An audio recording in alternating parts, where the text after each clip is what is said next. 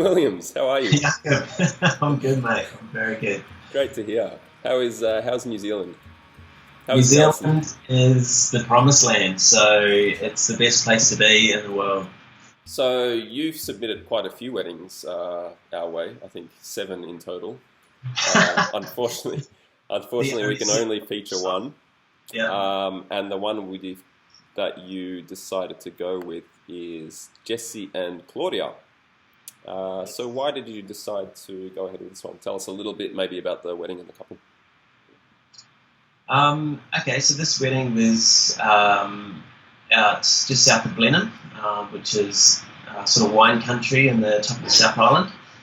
Um, as you can tell by the photos, it's quite mountainous and on the coast. They wanted to get married there because they had the Claudia, the bride, actually stayed there with a bunch of girlfriends a number of years back and just loved the space, so they actually hired out the whole property. Everyone stayed on there. It's got a real sort of Italian Mediterranean sort of vibe, beautiful gardens, and it was just a space where they could all go for the weekend, relax, and not have to pack down, at 11 o'clock at night and then all get home. So they could all hang around for the weekend and just have a good time. Brilliant. Yeah. Um, yeah, I had a quick browse through it. I mean, everything about it looks pretty amazing, but the thing that really sort of stood out for me was the portrait session you did late in the afternoon. What is your approach to the portrait session? Are you more of a director, or do you prefer to let the couple interact naturally? How do you go about that? Yeah, no, it's very much something that I say to all the couples is, rather than actually posing them, it's just directing them in a way where they feel comfortable, where they feel candid and natural, and the light and the landscapes and are working for me as well. Um, so yeah, my sort of go-to is just sort of put them in a spot and say, hey guys, just be romantic. And then from that point, I'll be able to tell quickly about how comfortable they are in front of the camera. Mm-hmm. If they are feeling really awkward and there's just no chemistry between them, that's where I'll probably prompt them, just a little bit more to, just talk about the day, talk about the moment, the brides or, the groom at the other end of the aisle or something like that. Just trying to get them to reflect on the parts of the day. And then if you actually give them like a conversation starter just to have between them, it just kind of relieves the nerves. And I just sort of want them to chat. And for the portrait sessions for me is also quite important for the couple just to have some time to themselves out of the wedding day. The photos that you'll see from it's sort of like the sunset ones, I wanted to take them away just to give them sort of 20 minutes, half an hour, pull them out of the reception, give them some time to themselves and just chat about the day, reflect on, how awesome it's been, what's been their highlights so far, and just have a breath of fresh air and have a moment where they can just relax in each other's presence and watch the sunset. And I pretty much just shoot around that, capture those moments. These guys were pretty relaxed from the word go, so it was, my job was really easy, so piece of cake. Very fortunate to get that shot that I feel like was the hero shot of the gallery, which is the landscape with the sort of sun coming between, they're facing each other, the sun's popping through them, and that moment for me was just like, I got that shot, got my hero shot. That was the image I was after, so very, very happy about that. Brilliant. Yeah. That's one of them, but I'm browsing through the gallery now, and there's so much there, so much more there.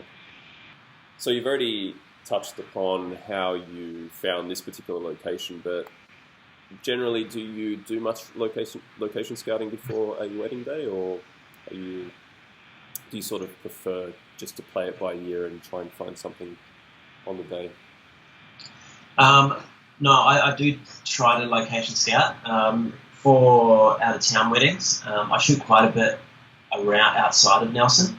And so I spend a bit of time just, on Google Earth and then seeing where the sun's going to be at particular times, and, finding a bit of elevation, with the terrain set on Google Earth. And also I try to get there a day before, just so I can sort of finalise my locations, because I want to be very deliberate about where we go on the day rather than just faffing about, not knowing where to go, just to reiterate and instill confidence and trust in the couple. Is it pretty important for you to connect with the couple, and as in leading up to the day, do you like to get to know the couple really well, just to have that stronger bond? Yeah, absolutely. I would. I generally don't book a wedding without meeting the couple first. There's a couple of instances where I'd break that rule, but you can kind of pick up a lot just through email dialogue. But yeah, in general, I'll meet with them over Skype just to make sure. It's pretty much just to make sure that I'm actually the right photographer for them. Yep.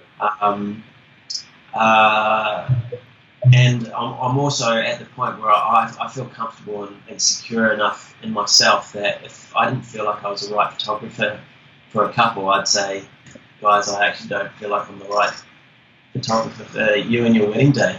And I'd probably go on to make some suggestions who I would think is a better fit for them. Yep. But yeah, building trust, absolutely. So meeting through Skype, we'll chat, we'll have just a good chat. I spend probably very little time actually talking about the wedding. I just want to get to know them and make sure that we've got a connection.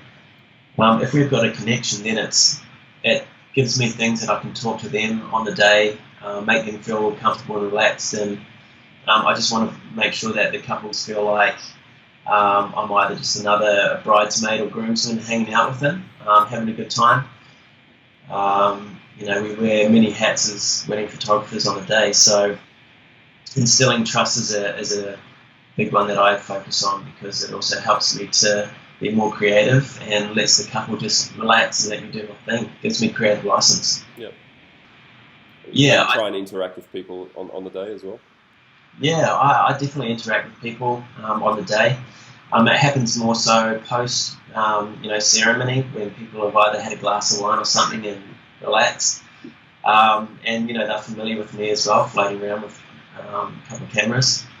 But very much my approach is try to document from a guest perspective as well. Yep. So obviously reception time, I'm shooting low, sort of shooting through people as if like a guest was shooting at a table, looking back at reception, at the speeches.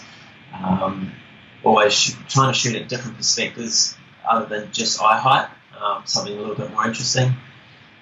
So yeah, that's storytelling from a guest perspective outside of the portrait photos, I guess. Yep, absolutely.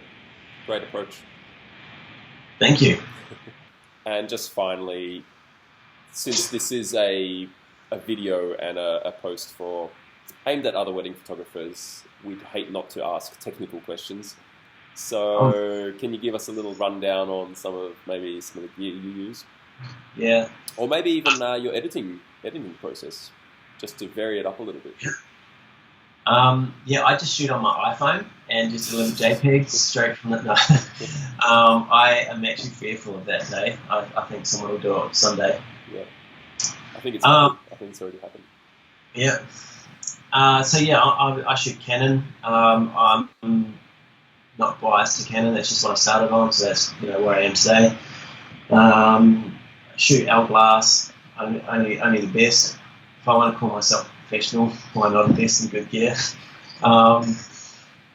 My editing process, I think my editing process has probably been the biggest journey one of the biggest journeys in my work. When I first started, it was all about, I almost delivered just JPEG straight from the camera. It was all about minimal editing, getting it right on camera, and just for me it was trying to limit my workflow as well. Get it right, do a cull, deliver, and it was all about just delivering what the day was actually like. And then obviously Visco came out, changed the whole way weddings look and people edit.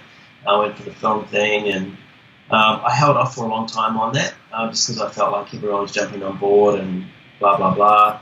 And everyone's work was kind of looking the same. But as that sort of evolved, I was like, yeah, maybe I'll jump on board. So I was probably pretty late to the game. And through that, I actually learned a whole lot more about, the different panels and Lightroom and how to control colors, and actually found a look that I like.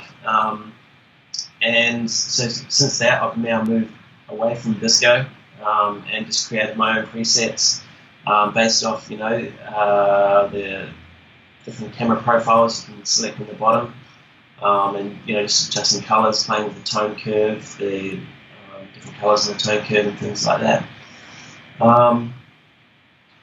And in terms of my editing process, in terms of the colours and things, that's pretty much where it's at. I do use Visco for my black and whites. That's about it. But that's pretty heavily adjusted as well.